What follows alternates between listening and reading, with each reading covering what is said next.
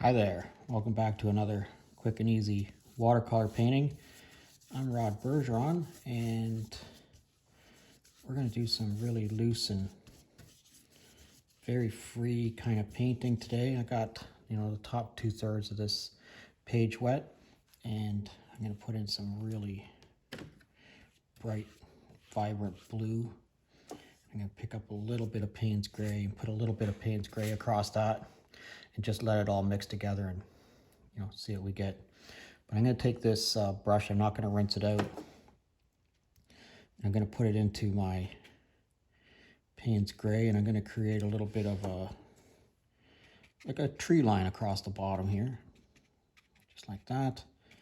And maybe we're going to make this hill kind of go from left to right down on an angle like that. I'm going to take this brush and I'm going to put it directly into my Payne's gray, and I'm going to pick up some fairly intense color. We're going to let that bleed all together in there. I'm going to do a little bit across here.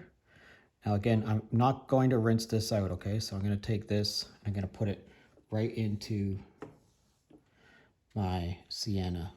And that's going to be sort of a muddy, mucky little thing going across there, and that's perfectly fine. That's what we're going for. Let's rinse this brush out. All right. I'm going to take my #1 watercolor brush and I've sharpened one end of it here, and I use that for scribing into my page and making some trees.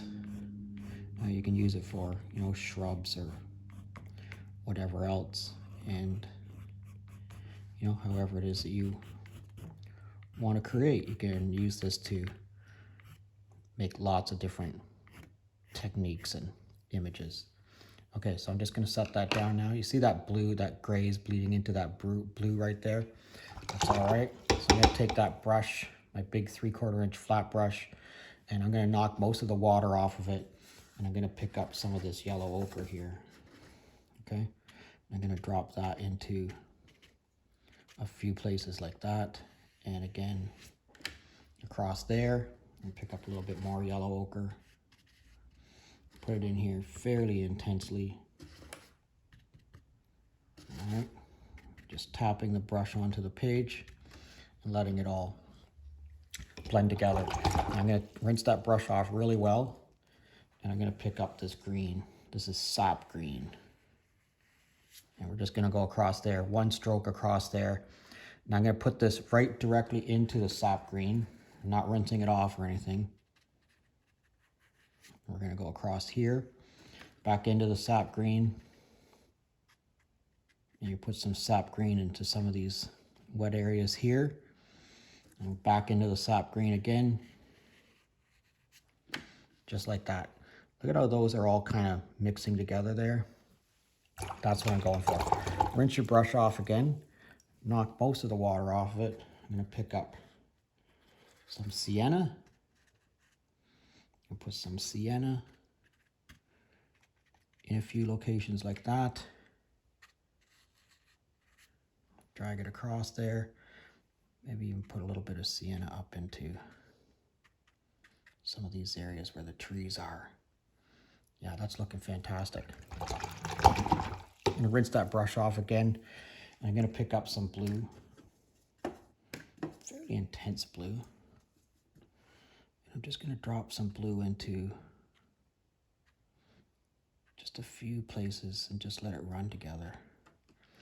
See what happens, all right? I'm going to take my brush again and pull it through some of these little wet areas here. Make some more brush.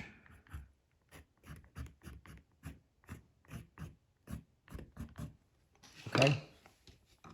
One last thing I think I'm going to do, I'm going to rinse my brush off really well. And I'm going to knock most of the water off of it again. And I'm going to pick up some yellow. Now, yellow is not a color that I use very often. But I think when you want to create some visual interest, sometimes you have to just go for a brighter color. Just tap the yellow into some of these wet areas. And we're just gonna let it all mix together and see what it becomes. All right, let's let this dry and see what we get. All right, I took my hairdryer to that and dried it up. Look at, look right here where I added this yellow, and it turned that green into like a lighter green, and I added some more yellow across here. Look how tapping that green in here makes these trees, right? We put our mat onto it. I mean, that turned out super cool, even if I do say so myself. Yeah, I'd love to know what you think of it. Let me know in the comment section what you think of it. I'd love to hear from you. If you're currently a subscriber, thanks a lot. And if you're not currently a subscriber, please consider subscribing to my channel. I'd love to know where you're from. If you could drop me a comment in the comment section, I'd really appreciate it. Thanks a lot for watching, and we'll see you again next time.